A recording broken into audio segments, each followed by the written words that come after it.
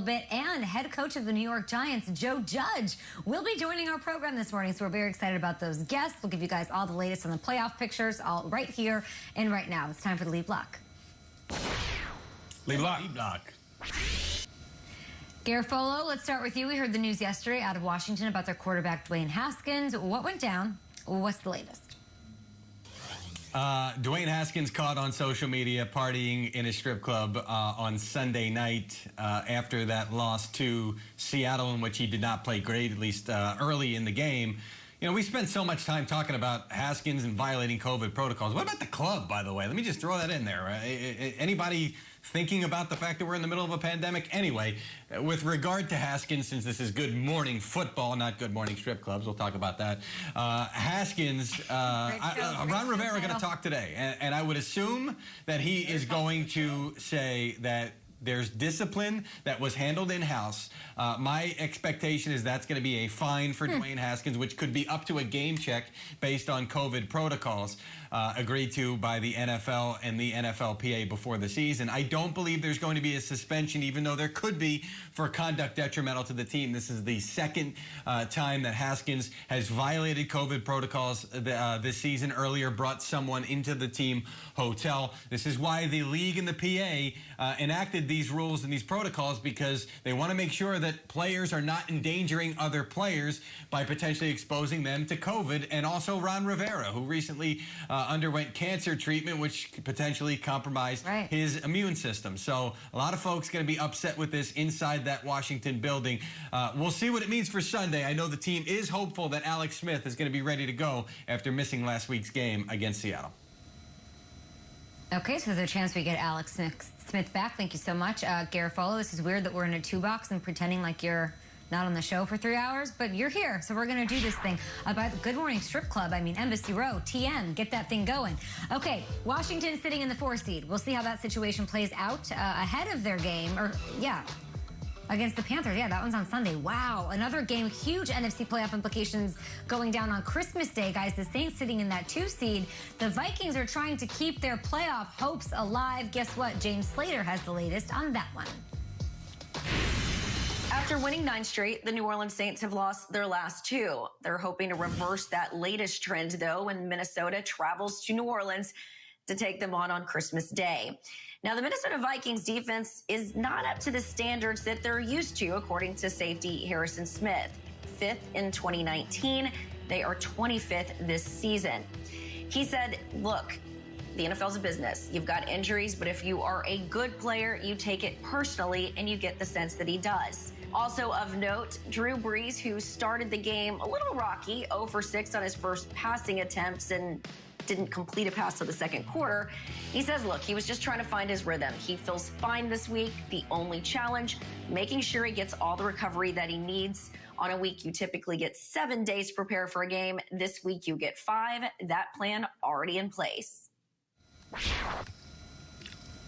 Okay, thanks so much, Jane Slater, for that. That's if we're talking any quarterback in the NFC that I'm looking, really in the NFL this week on those Christmas Day games, it is absolutely Drew Brees. I think people love to come out, not on this show as much now, but about his age. He doesn't look good. He doesn't have it anymore. He was chucking it by the end of that game, and he was thrown to a skeleton group of wide receivers who created no separation for him. So I'm looking at him to sort of build off what we saw towards the end of that loss to the Chiefs, right? Even without Michael Thomas, potentially without Traquan Smith, a guy that we have to keep our eyes on here on NFL media. This is a team that is going up, and they're going into the playoffs. They're probably going to go deep. I want to see just some confidence out of Drew Brees, his receivers, some connections there. And it's more so, honestly, the wideout strays that I want to look at, but Drew Brees just puts some of this worry to rest about the rhythm of this offense. Yeah, look, Brees started off that game shaky. It was 0 for 5. He threw the interception to L'Jarius Sneed, but he looked like he was Joe Montana in his prime compared to Jared Goff. That is the quarterback that I am fascinated to see this week. Goff, a complete egg last week against the Jets. Could not get it going. The first 5 possessions were punt, fumble, interception. Just terrible game by Jared Goff. And this isn't a rookie quarterback in a big spot. This isn't a backup quarterback. This is a $100 million quarterback in a must-win game against the Jets. Fast forward a couple days, they've got the Seahawks. and the NFC West title in the balance in Seattle. Now, the good side of this, McVay and Goff, call it like it is, except for one Thursday night game last year, they own Pete Carroll and Russell Wilson. They beat him every single time except once. And yet, I can't say I've got a ton of confidence in Jared Goff right now based on what we saw last week. Jared Goff is a roller coaster. He's up and down, he's up and down, he's up and down. Let's hope that last week was the down and this week is the up, because this Rams team, for as good as their defense is, if Cam Akers is hurt and Jared Goff is playing like that, they might not be able to go anywhere despite the coaching and despite how good Aaron Donald and Jalen Ramsey might be. Well, let's stick with the NFC West. I want to talk about Kyler Murray. This is who I'm going to have my eyes on. Kyler Murray, he's going up against the San Francisco 49ers, and this is a rematch from Week 1. And if you remember Week 1, Kyler Murray, he kind of lit the league on fire. It was like, okay, all right, this young man Kyler Murray is showing us exactly what we thought he'd be in his sophomore campaign. He went out there in that game against the 49ers. He had 230 yards passing, 91 yards rushing. And remember the connection between the newly acquired DeAndre Hopkins? DeAndre Hopkins had 14 catches for $151 in that game. So with everything on the line right now, with the wild card game on the line, these guys just trying to hold on to that spot. Kyler Murray needing to really mature in front of our eyes. This is where you put the team on your back. This is where you say, okay, this is why I'm your franchise guy.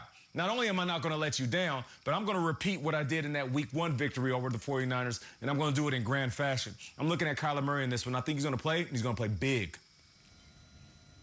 Nate, I'm going to tough it out on Saturday. I'm going to risk, bed sores from being on the couch a little too long. I'm going to risk burning my upper lip with some hot chocolate while I watch the game, because I can tough it out if Matthew Stafford can tough it out. And that's the guy I'm going to be watching. All right.